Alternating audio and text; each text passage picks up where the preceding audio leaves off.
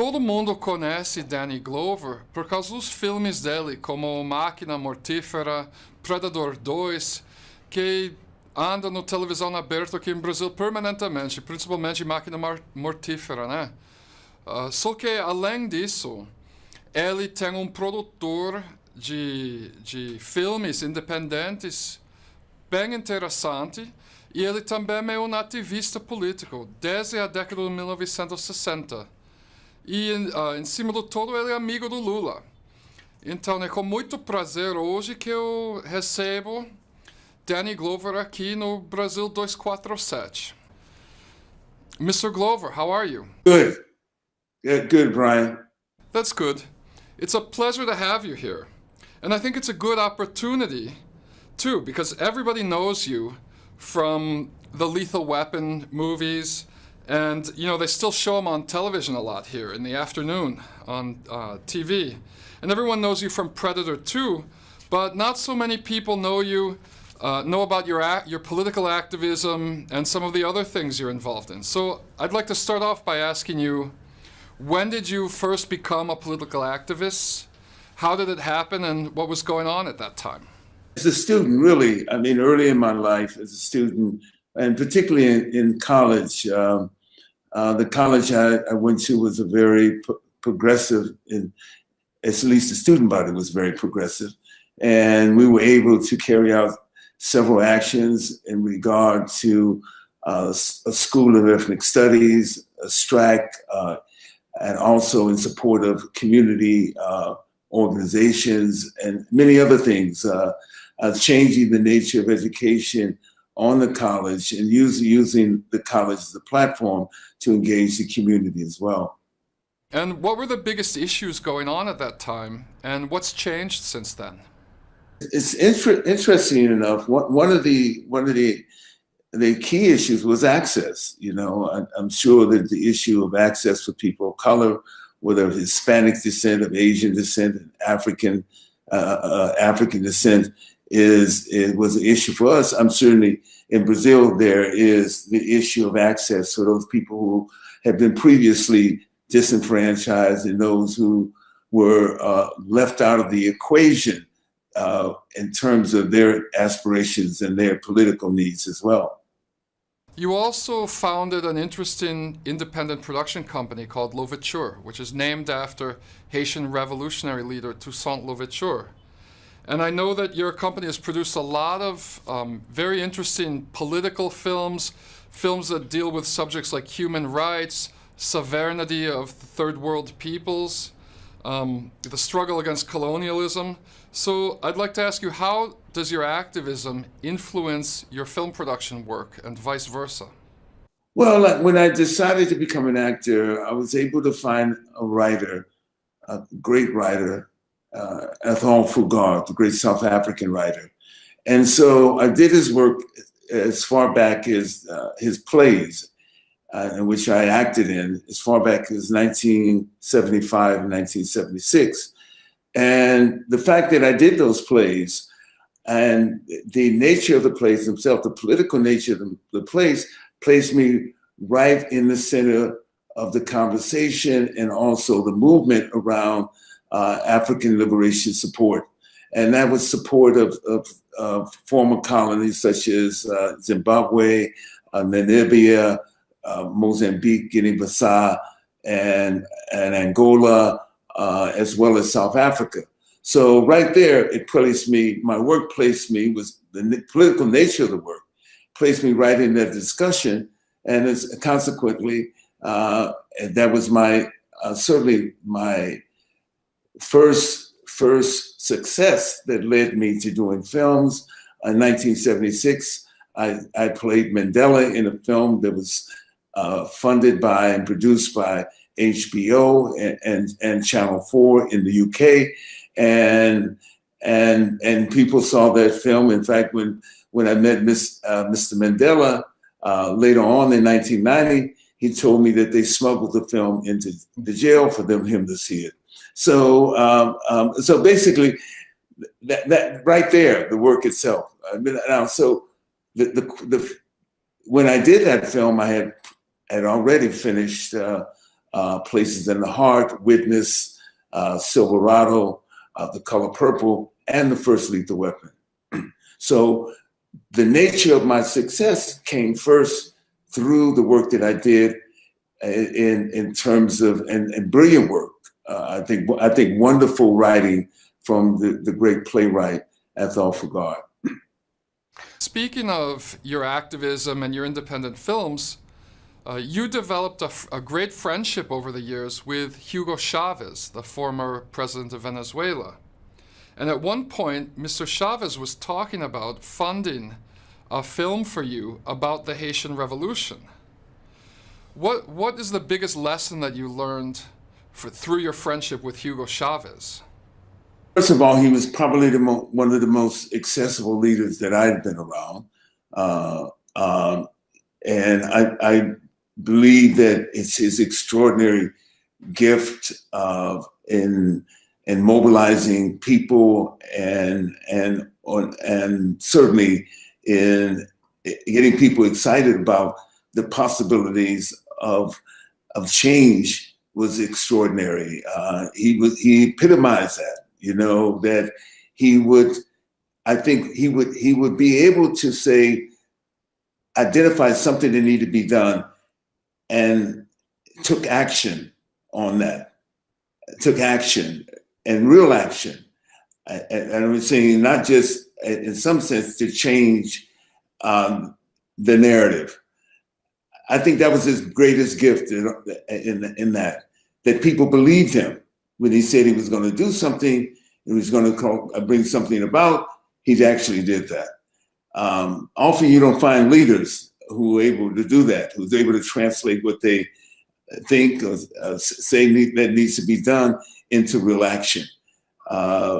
Certainly, that was one of the things that I thought was very, very, very instrumental and very strong about him in the sense. There are certain other things you can say that when you have someone who is as how would you say as charismatic and someone who is all encompassing in so many ways, it seems there's a chance that the real organizing that needs to be done doesn't get done, and that may have been one of the difficulties that he faced as well, because at the same time, someone who takes on the responsibility of everything often is not able to set up the kind of structures or build the kind of capacity needed to carry out what he wanted, if you know what I mean. So I'm at the one time I'm giving you one of his extraordinary gifts in terms of leadership, but also it becomes it may be a handicap in terms of building capacity and organization. And I think that, for my opinion. Okay, well. And let me get something straight, because this is going to be broadcasted. We were not able to accomplish that, the objective. And understand this. The Latin America knows more about the Haitian Revolution. Latin America and the Caribbean and other places know more about the Haitian Revolution than in my country. And that's tragic, because it's tragic because there were 3 revolutions that happened within a 15-year period: the American Revolution, 1776, the French Revolution, 1789, and the Haitian Revolution, 1791. And the Haitian Revolution was the only revolution that actualized the ideals of the 2 previous revolutions, that all men were created equal. And it was the most dangerous affront to the new system that was evolving, that it was in its early stage of development, and that's capitalism. Because the first capital for the capitalist system and the first engine of the Industrial Revolution was through slavery. cotton in the United States was the most important issue in its own development in the early part of the 19th century. And so we don't know that, we don't understand that, and understand the role that the Haitian Revolution played in the nature of all the things that happened in Latin America. It was Simon Bolivar who came to André Pétion, the president of Haiti, in 1813 and received provisions, arms, guns, men in order to liberate South America. What you're saying about Haiti is really important, and I think a lot of Brazilians probably also don't know that Bolivar was armed by the Haitian president before embarking on the revolution in South America. But I'd like to change the subject a little bit now and ask you about your friendship with Lula. I know you visited him in jail in Curitiba. How long have you known Lula for, and how did you meet him? And what do you think about his situation right now? And Lula's my friend. President Lula is my friend. And I met Lula at first through reading about him and the work that he did in terms of organizing coup. And I've learned about him in his previous presidential campaigns. But I met him, first time was in 2004 in Brasilia, as he was president at that time. I met him, I think it was 2004, 2005, I'm not so sure. But he was, I met him and certainly I met him on other occasions, but I think he's one of the most extraordinary men or legislators or politicians, however you want to describe them, in Latin America, and perhaps one of the most important in the world as well. The work and his extraordinary journey from being a worker without a formal education, a worker, to the leadership and founding of a union, and also to the presidency of the country, is one of the most, I think, one of the most amazing things that happened in this early part of the 21st century, but in all time, and certainly in the 20th century. His conviction and his ideals, his extraordinary passion and love for people and for those who are the most vulnerable is extraordinary.